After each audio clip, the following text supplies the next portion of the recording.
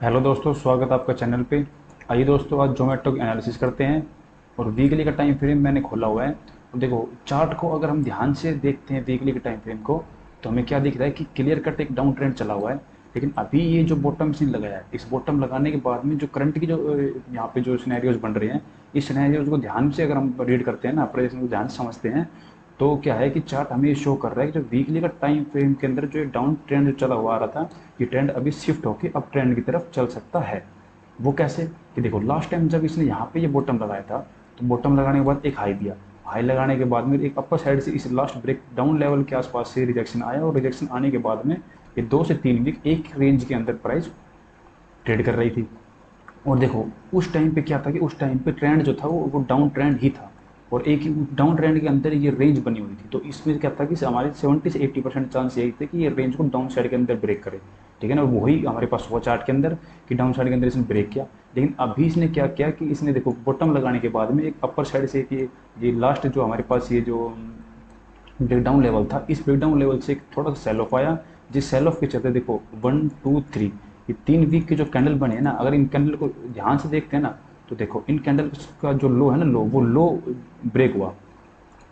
ये जो यहाँ से जो रिजेक्शन आया इस ब्रेकडाउन लेवल से, उसके बाद देखो 3 वीक के कैंडल का जो लॉस थी, ये ब्रेक होकर डाउन साइड में शिफ्ट हो गए। लेकिन ऑलमोस्ट जो हमारे पास ये जो बाइंग आई थी ना यहाँ तक की, इस बाइंग के 50% से बायर्स ने सपोर्ट लेने के बाद में अभी ये जो है हाई ब्रेक करते हुए अप साइड के अंदर मोमेंटम देने लग रही है। और इसी के चलते जो है चार्ट हमें ये शो कर रहा है कि ट्रेंड वीकली का अप साइड के अंदर कन्वर्ट हो सकता है।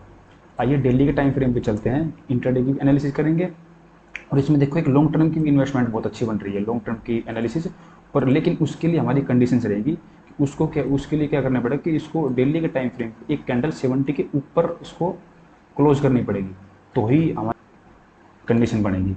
ठीक है ना? तो उसको मैं जैसे ही कैंडल ये इसके ऊपर क्लोज करेगा, उसका मैं एक अलग से एक प्रोजेक्शन की वीडियो बना के वो अपलोड कर दूंगा।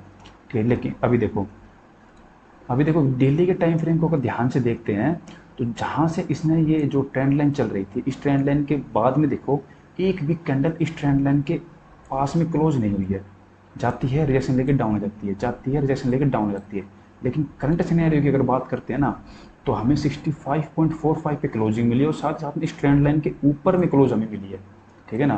तो इसकी अगर हम गैप अप और फ्लैट और गैप डाउन की एनालिसिस कर लेते हैं कि कब कब किस किस सिनेरियो के अंदर हमें क्या करना पड़ेगा। ठीक है ना? कैसे ट्रेड को एग्जीक्यूट करना पड़ेगा। देखो, अभी ये जो ब्लैंक रेंज बनी हुई है ना, इसकी जो वीक पार्ट बना हुआ है, इस वीक पार्ट के अंदर कहीं पे भी प्राइस फ्लैट ओपन होके आइदर अपसाइड और डाउन साइड, जिस भी साइड एक 15 मिनट की कैंडल क्लोज कर देगी ना, लाइक अगर ये अपसाइड के अंदर ब्रेक करके क्लोज करेगी, तो हम क्या करेंगे, 15 मिनट की कैंडल जो ये 15 मिनट टाइम फ्रेम में जो ये कैंडल क्लोज करेगी, क्लोज करते के साथ में हम 50 से 60 पैसे का ऐसे लगा के एक 1:2 की ट्रेड के अंदर बैठ सकते हैं, इजीली हमारा टारगेट हो जाएगा।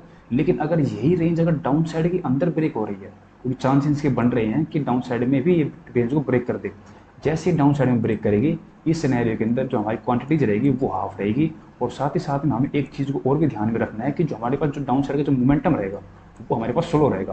क्योंकि जो अभी क्या है ना कि अभी इसमें बायर्स एक्टिवेट होने लग गए हैं, तो जैसे ये डिप जितने जितने डिप मिलेंगे, बायर वहीं पे क्या है अपनी क्वांटिटी लगा देंगे और उसी डिप का अच्छे से यूज़ करेंगे। ठीक है ना? तो ये हाफ क्वांटिटी हमें डाउन साइड के अंदर लेनी है, डाउन साइड में ब्रेक होगी तो हम हाफ क्वांटिटी को ट्रेड करेंगे। साथ ही साथ में ये भी याद रखेंगे कि स्लो मोमेंटम हमें मिलेगा।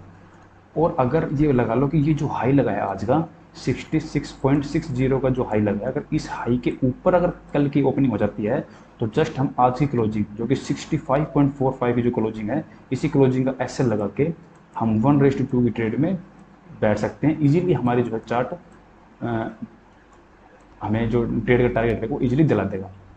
और गैप डाउन की बात कर लेते हैं, तो गैप डाउन देखो, गैप डाउन इसकी जो है ना वो 64.20 के नीचे गैप डाउन नहीं होनी चाहिए। अगर ये 64.20 के जितनी आसपास ये गैप डाउन ओपनिंग होगी, हम क्या करेंगे, हम 63.50 का एसएल लगाते हुए डे हाई के टारगेट के लिए बैठ जाएंगे। और साथ ही साथ में हमारा जो ये जो प्रीवियस डे का जो हाई रहेगा 66.560 का, ये भी हमें जो है लेवल इजीली देखने को मिल सकते हैं। ठीक है दोस्तों? लेकिन देखो, अभी क्या है ना कि अगर इसको लॉन्ग टर्म के लिए अगर हमें 100 के लेवल तक को अगर इसको इसके लिए प्लान करना है ना, तो इसको 70 के लेवल के ऊपर क्लोजिंग देनी पड़ेगी बिना इस लो को ब्रेक किए हुए। ये जो लो हमारे पास 57 का जो लो बना हुआ है ना, इस लो को बिना ब्रेक किए हुए इसको 100 के, इसको सॉरी 70 के ऊपर एक इसको डे की कैंडल क्लोज करनी पड़ेगी, तो ही हमारे पास जो है ये 100 के लेवल तक के टारगेट बन सकते हैं। ठीक है दोस्तों, ये थी आज की एनालिसिस। अगर आपको एनालिसिस अच्छी लगी हो प्लीज़ लाइक कीजिएगा, कमेंट कीजिएगा, सब्सक्राइब कीजिएगा। मिलते हैं एक और एनालिसिस की बेहतरीन वीडियो में, तब तक के लिए बाय।